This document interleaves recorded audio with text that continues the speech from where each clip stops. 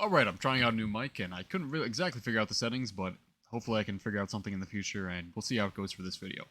Anyways, so I didn't make it clear with the last video, with the way I was building this deck, and it's not combo oriented. In fact, it's a lot closer. It's control, and it's a lot closer to actually pure Zodiac builds. So pure Zodiac was a deck that was prevalent like like couple formats ago when Dryden just before Dryden got banned, and they banned it for a reason. Because pure Zodiac was really interesting of a deck being built. Basically, it's the like a most minimum amount of engine that can actually win a game, and there's just a bunch of staple cards there. And I kind of take that thinking into this deck. This is basically a water Zodiac deck, uh, and we're just going to be using Bloodshot Shark as kind of the same principle of just like it's a one card XYZ from the deck. Now the very important thing to note uh, about Bloodshot Shark as opposed to Zodiac monsters is that Zodiac monsters don't need to activate to actually access to the extra deck or need more than one body. But Bloodshot Shark does, and that's why Zodiac is arguably better than Bloodshot Shark. But Bloodshot Shark has more tools to it because of the Water XFZ pool and everything like that. And so taking that theory with this being Water Zodiac to it, you run it like a deck that just like, okay, this is a one card starter deck. Zodiac is a one card starter deck. It has basically 9 zoos, and they play 3. They used to play 3 tanky, now they can only play 1. But so basically, it's kind of like Prank Kids in that you run a very select amount of kids or 1-star, one card engines to actually fulfill the needs. So the magic number, the magic ratio is about 13 to 15. And that's if you look at a bunch of lists with Prank Kids right now, the pure Zodiac when it was meta. If you're playing a one card starter deck, you're going to be playing 13 to 14. And so right here, I have Bloodshot Shark, Beautiful. I have new addition from the other list. I added map into this for more Beautiful Princess, and 1-for-1 Overcall, by the way. So this basically means this is 9 copies of Bloodshot Shark. Now, I said it was 13 to 15 for the magic number there. And so there's 9 like one card starters here with Bloodshot Shark and more ways to access Bloodshot Shark. But then on this row right here, we have 10 cards that are just pure extenders. And so if you crunch together the starters, they actually fulfill. If you draw 2 extenders, then they fulfill the same role as that Bloodshot Shark did, and they get you to the XYZ. They get you to Kragen, or they get you to Toad. And so because you're playing 9 starters and you're playing 10 extenders that kind of work with it and like can help you play through an interruption, it kind of works like that 13 to 15 Zodiac lineup or Prank Kid lineup that the other deck's doing. And those decks obviously they've shown a ton of success. Zodiac is one of the most powerful decks of all time, and Prank Kids just was extremely dominant when the format that actually was, and it's still good right now. But the thing, this is basically just Water Zodiac, and you gotta get into that mindset with it. At least this version of the build. But if you play like the more combo oriented of it, then you run a lot less staple cards. You run a lot more engine cards. You lose to a lot more like common things. Just less flexibility against some matchups and floodgates. But your turn 1 is arguably better on the combo format version of this deck. But this more control version of the deck like aims to just be as simple as possible. This is extremely normal summon focused, and you just want to get that XYZ on the field, and you just play rank 4 XYZ control, and it's like I said, just kind of play like Zodiac. Bloodshot Shark is basically a zoo monster, except it activates, which is like I said, the most important difference between that and a Zodiac is that Zodiacs just need the normal summon to go through for them to get the engine going, or the extra deck going. But Bloodshot Shark sadly needs to actually activate. While this version, now as opposed to Zodiac, this actually can like play through interruption a little bit better. Zodiac only had the fucking one barrage for the longest time, so you can actually draw more extenders in this version of a deck. But they both have their different merits and everything like that, and I think that's really interesting.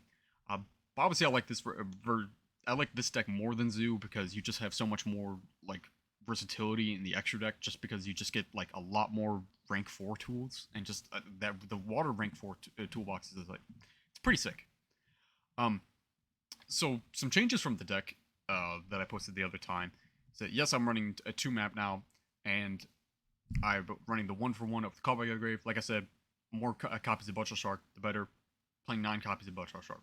Perfectly fine. So we're still playing 3 Angler, playing 2 Shitana.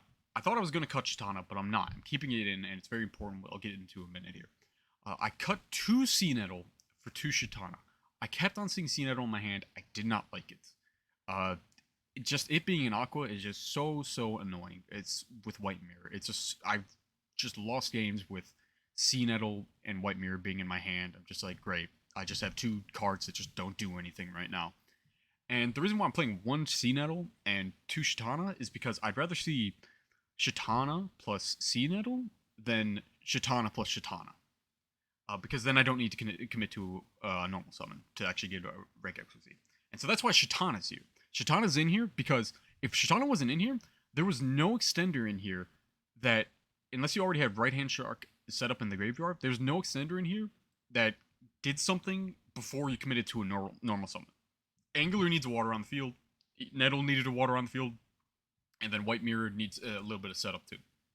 And so this is why you play Ready Fusion or / Instant Fusion with the rare fish, because it can actually like start your plays without committing to your normal summon, which is extremely valuable. However, I still value that extra deck slot. I know it's very funny because I play Rhapsody and Berserk. I still value that extra deck slot from Ready Fusion, Instant Fusion that I'm not going to be playing it. I'm going to be playing Shitana instead. They functionally share the same purpose, because with Ready Fusion, you actually do have to start with Ready Fusion, but kind of like you would with Shitana, because Bloodshot Shark actually locks you into XYZs, so you can't do Bloodshot Shark and then Bloodshot Shark resolves and then do Ready Fusion. You just can't do that because XYZ locks you. But that's why I'm back on. That's why I cut down the Nettles and I have Shitana here, because you really want that threaten the rank 4 play without committing to a normal summon. It just makes going second and like against established board plays so much better and everything. I hope the audio is picking up pretty well. I'm moving back and forth too much. That's kind of the way the engine changed. I cut 1 White Mirror for a little bit, and I was just like, maybe not worth. I upped the count to Right Hand Shark to 2 instead, because I kept on banishing off desires. I'm just like, damn, I really want to keep on seeing Right Hand Shark, but 1's fine for now. You don't need it, especially because now we're just playing more like actual extenders that can do something like you always be getting Butcher Shark, and then you can do Shitana, and then plus another one for without committing you to normal summon. It's fine. But that's the changes to the engine. The funny thing about Nettle is also why I want to keep in the deck still, is that it does come up in like Crooked Cook mirrors, because this deck's everywhere on the ladder or just everywhere online, and so it can come up because you can recycle with Nettle, and so you can deck out your opponent before you, even if you start with less cards. Just a funny thing.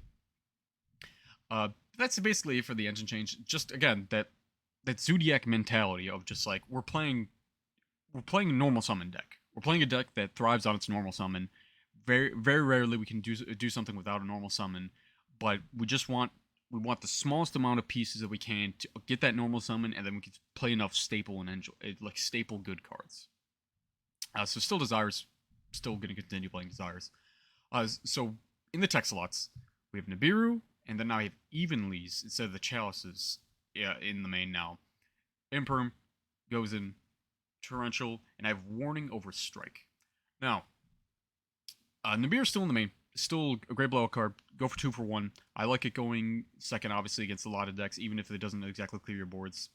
And they still put up something. It's still body on the field that can force out something, and so helps. You don't need your battle phase in this deck, as apparent with this evenly matched. Because it's a control deck, you can keep on playing. You don't need that battle phase on your second turn to like actually OTK.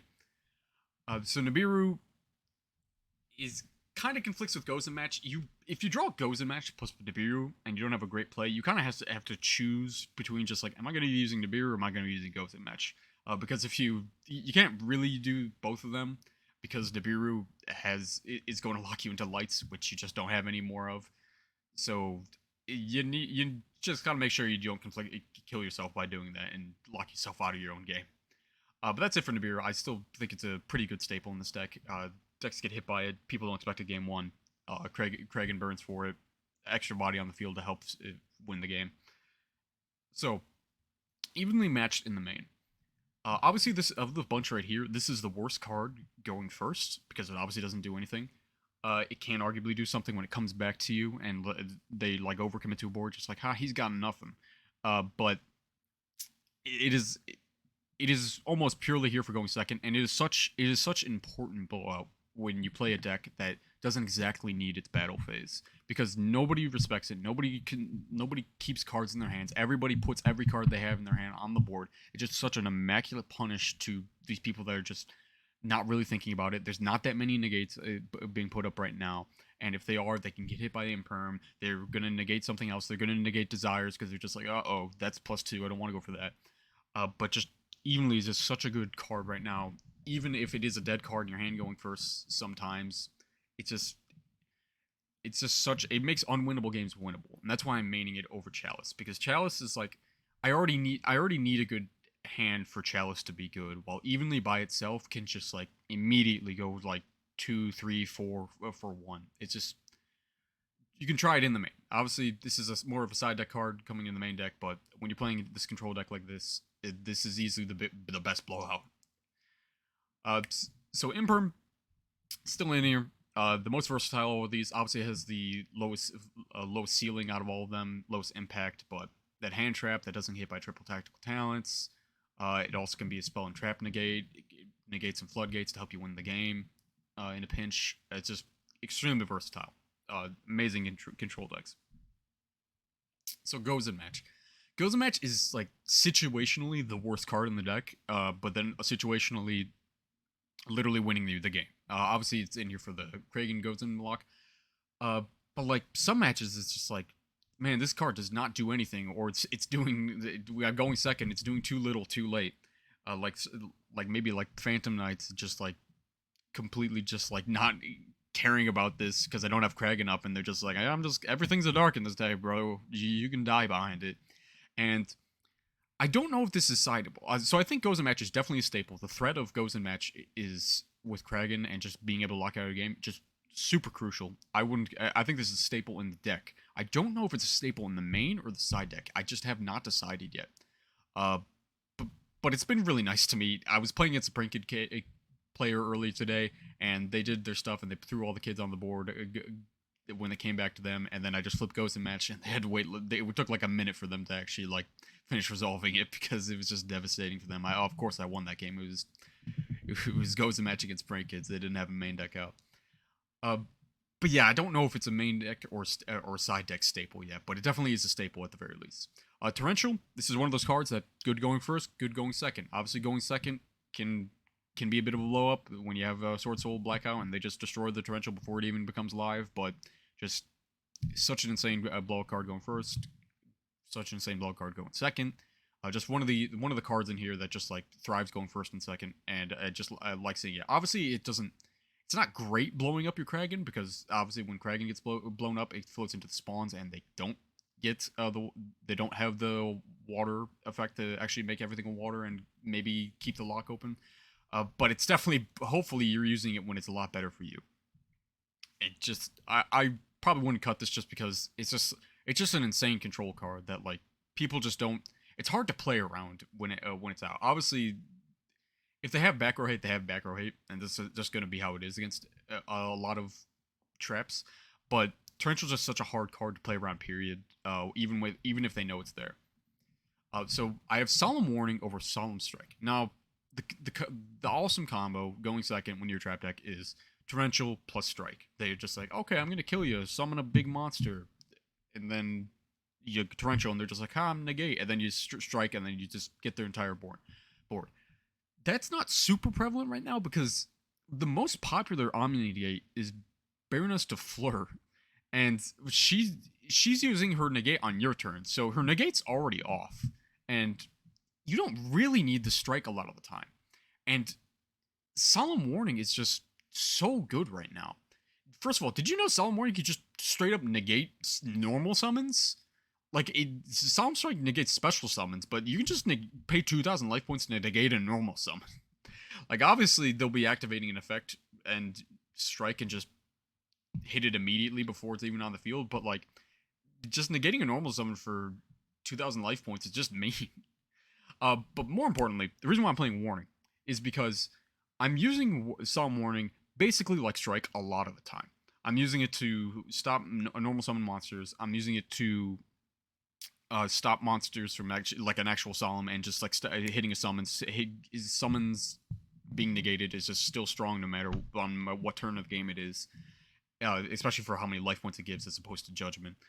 But more importantly with the Warning is that it hits a lot of really important spells right now. So obviously the big one is Fusion Destiny. Hits Fusion Destiny, hits Shadow Fusion, hits Bird Call, hits 1-for-1, hits all these power spells that Solemn Strike doesn't hit. And Solemn Judgment would hit, but I really don't like Judgment going second. It just gives the opponent an easier line to kill you when you don't really have that many reactive traps that you can do. You don't have like a Raigeki break to throw up. You don't have like a Dino Miscus to throw up. You just have these things that are just sitting there until your opponent does something and like actually like punish them for. While maybe that's where Judgment's better, but like Warning is just so like nice because it can hit those cards that you don't expect for like a really low life point cost compared to Judgment. Like that extra 2,000 life points that you get to keep. It's just like it could just save you. It could just keep you going to the next turn, and then once that's the next turn, you just get the snowball rolling. So obviously Torrential Strike. I'm pretty sure Strike is like it's just way more generic and way better. It's just gonna be way better if you're playing against a plethora of decks. But if you really are just seeing just like all these like power spells just going through, it's basically I basically treat this like a strike that just can negate a spell sometimes, and it really does work out like that. I wouldn't sleep on Warning this format. It's just such a nice a card to back up when you already have one of these XYZs on the field. It just makes it so much more threatening, and it still has that versatility going second because you can negate that Access Code summon. But that's it for the main deck, really. My small changes and just talking about how I kind of didn't really mention the main theory of how this deck is played in the first video. I just kind of went by by card, but not really into the theory too much. So changes to the extra deck. So some bigger changes is cut the second Stealth Kragen. Doesn't come up. Don't need it to come up. Cycle with Nettle if I really need to. Cycle with Toad if I really needed to. Doesn't really come up. I can still win without the second Kragen and everything like that. So I wasn't playing Cook in the first list, and because I thought it was a meme. It's 100% not a meme. You definitely play Cook. I took out the Honor Arc immediately after the video was made, and I put in Cook. Cook is just something that your opponent needs to respect. They need an out for it, and you can just randomly win a game if like, oh, they activated Desires, they have less cards than me. I'm just gonna throw it on Cook. Do they have an out? Let's find out. It's just something that they need to respect, and it's also a Zeus enabler because it's just unaffected. It has better protection, arguably, than Honor Arc sometimes, which is really funny. But it also enables like these really weird things. Like it enables if you have Kragen on the field and you have access to another rank 4 like Bloodshot Shark. That's the only OT. This enables the only OTK line that I can think of with the XYZ pool. With just Kragen on the field and a rank 4 play. You have Kragen on the field, you go into Bloodshot Shark, make a rank 4, and you go into Crooked Cook. You go to battle phase, attack with Kragen, attack with Cook, chain Cook. Cook destroys Kragen. Kragen spawns the 2 spawns, 1900 bodies. Cook attacks, gets that slight boost, which might come up. And then the spawns attack. And that's just like barely enough to commit lethal with just... It's such a weird OTK because Kragen says it just needs to be destroyed on the field, but it doesn't need to be destroyed by opponent. It doesn't even need to hit the graveyard. It's such a weird line that I didn't notice before. And with Crooked Cook also is not also this weird boss monster and weird win condition that you can play. It also enables the OTK. So like this is easily a staple that you need to play. It enables an OTK that is just like not possible. Very funny card. I would not cut it. So another card that I didn't have in the other video is that I wasn't playing Vespinato. And I thought about Vespinato before, just like, this won't really come up. So Vespinato initially comes up with the Bahamut Toad play. With Vespinato and Bahamut Shark, it basically becomes just like, okay, so any normal summon, well, Blood Shark normal summon, means that it becomes two bodies. One's an Omni Negate with 22, and one's with 25. So for 4,700, 4,700 plus an Omni Negate for just a normal summon is actually pretty good. Really good with help tempering off the game with just a normal summon. But that's obviously not the reason why. That's not a little niche and like not enough for the extra deck space to actually for it to be played. You could say, but Vespinato just comes up. Like I don't know how to like express this, but like Vespinato just like it's just a card that you can just like go into and like it's better than something that's like, might be useless on the field half the time. Like let's say you have a Bahamut Shark that like can't really do anything anymore. You could just make it into a Vespinato. Let's say you have this Crooked Cook that like the the win condition failed. You can just go into Vespinato. Let's say if you get Fog Bladed on Bahamut Shark, or if Bahamut Shark gets negated, you can just go into Vespinato, and now suddenly it's a Piercer that also floats back into a Bushar Shark. Speaking of which, the floating comes up because let's say you don't have access to Bushar Shark from your deck anymore. You don't have any more cards in your hand. You just crash Vespinato into something big, and then you can get that Bushar Shark access, and maybe get the Kragen back up, maybe get Toad back up. But it just has like such like you wouldn't think it. You need to play the deck. Just go just like, oh yeah, Vespinato's great. He's my fucking man, bro. And I remember Zodiac players talking about this too. Just like, damn, Vespinato is the best card in this deck. It just randomly comes up. Like it's so cool that like this weird 2,500 beater that just comes out of nowhere and floats just like comes up. It comes up more than it should. I don't know what to tell you. It also very funny against the Crooked Cook matchup.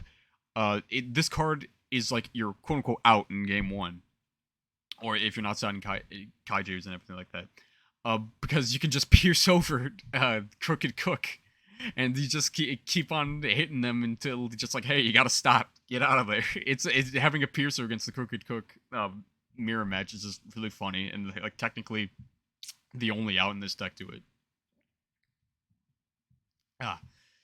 Just really. It's just a really funny card. You just gotta be playing the deck to realize that Vespinato is really just it's just insane sometimes. It can also just like help. Like I already mentioned this, but just like Bahamut Shark gets Fog Bladed and just like, okay, I'm just gonna go into Vespinato and now Fog Blade is useless and now I can actually attack with this monster and like maybe get over a Bardiche or something. It just comes up, and just being a more body that floats, it's so nice to actually have it when you have it. Still playing Abyss Dweller. Nothing else really changed that much. Still playing Berserk for now. Again, this is a flex spot. It's cuttable, but I still think it comes up. Also, you can equip it to Vespinato, and Vespinato can pierce over Crooked Cook even more, which is very funny. Still playing the Mirage because I need to, and that's still the extra deck. The extra deck didn't change that much, but slight changes. Again, super tight extra deck.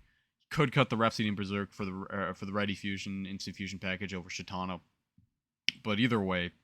I'd rather have the flexibility here for right now than play the more extenders.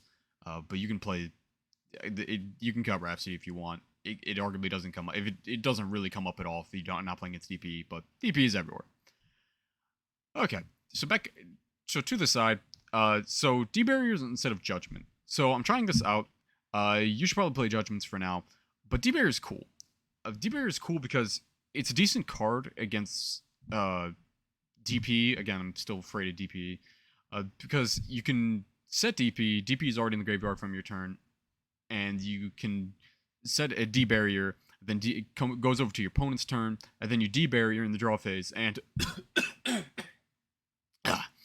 you can D barrier in the draw phase, and then they can't get DP out of the graveyard because you locked them out of fusions for the rest of the turn. And it has those weird applications like that. You can also, it's also a chainable trap on your first turn. So first of all, you definitely need at least one slot to going first card in the side deck if you're playing Nibiru and evenly in the main like I am. Because you want to get rid of one of these, probably both of these, when you're siding for going for game one. So I chose D-Barrier. So these were Judgments, and I chose D-Barrier because I'm testing it out. Obviously good against Sword Soul. Can be decent against Tri-Lure Lusk. It can be weird because you're calling XYZ, and so that means your XYZs will be negated too. But it'll also be good against those random rogue matchups too. And just like hit cards, just like it can hit cards like Invocation with Meltdown up because it affects the player, not like the actual spell or anything like that. and it can hit that Fusion Destiny, stop them, just completely lock them out of turn. You can call Ritual against Drytron. It's just it's like a surprisingly versatile card that's like it doesn't lose the back row hate, which is the main thing that I kind of wanted from the side deck going first. And because it's chainable. So if depending on how game 1 or game 2 goes, and they see Goza match and they lose the Goza match, they're just like, ah shit, I gotta go back row hate. I just don't want to lose the Goza match. And that's where this deck, that's where this deck kind of thrives in sometimes, is because it just it can be difficult to side against because you don't know if they're gonna go for the double toad UFD line and like maybe one back row, or if they're just gonna go for the Kragen Gozen match lock. You just don't know if they're just gonna just set a bunch of trap cards and like they don't really have a monster. It can just be a really weird deck to like side deck against, and I still see people like siding into Nibiru against this deck, despite like the line that actually plays into Nibiru. It makes a Toad on the 4th or 5th summon, so it's just like, okay, I don't know why you sided Nibiru, but I'm sure you got rid of the Toad negate. I guess that's all right. And so that's why D-Barrier comes in and just be like, oh, okay, they're siding into back row hate because they saw the Gozen match. And now I'm going first. I'm gonna side into a going first card that doesn't lose to back row hate, and D-Barrier fits that role. Judgment not kind of does because it negates one of the cards that actually like kills the back row. But I'm just testing this out, and it's just its versatility is like, and like it not losing the regular back row hate is just really nice. I want to believe it actually is really good, and obviously it's seeing a lot of play in other decks, but those are different decks. So the Chalice are in the side deck now instead of the main. This is one of those cards that I'm just like be like, ah shit, Nibir's not good, and I'm not siding into evenly going first. So I'll side in D Barrier or Cosmic plus Chalice, and it's something to help. Chalice isn't too bad going first, so this should be like Dark Ruler normally, but because I actually would side in Chalice going first sometimes, and Chalice has applications being a quick play going first, I do Chalice over Dark Ruler. And that's basically it. Chalice is really nice to help facilitate the normal summon against some decks. It's really versatile card right now.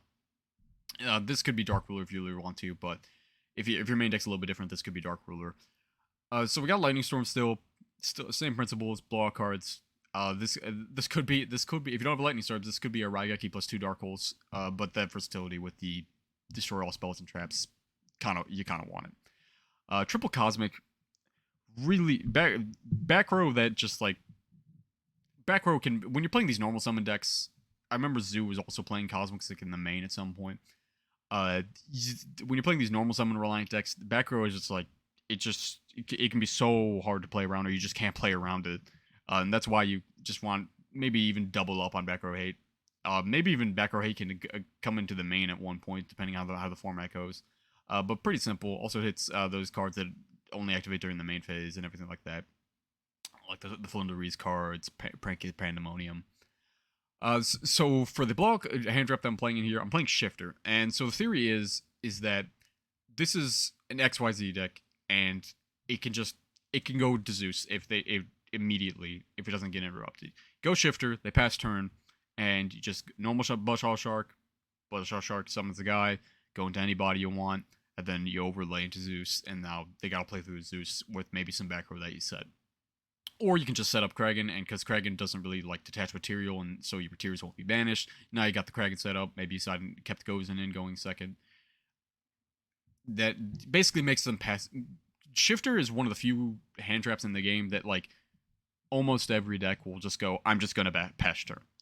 And it's especially prevalent now because like even Fusion Destiny, they won't want to or can activate Fusion Destiny when Shifter's up, because then they won't get the benefits of Fusion Destiny, which is Celestial and Dasher. And then obviously on your turn, if DP gets forced out, aka with Kragen or something, then DP is going to get banished, and then great, they just lost all that advantage that they got from that card, and now they have some dead cards in their deck because that's what they were playing. Just one of those cards that just I think this deck can abuse a little bit. Obviously, if you draw like a White Mirror play and like some other random assortment of cards with the Shifter, it can be a little annoying. But like even just drawing like some trap cards that he kept in going second, plus Shifter is enough for like Shifter to make it worth it, because Shifter, they pass turn, and then now they gotta basically play their first turn, but with your trap cards that you were able to set because you got that Shifter turn.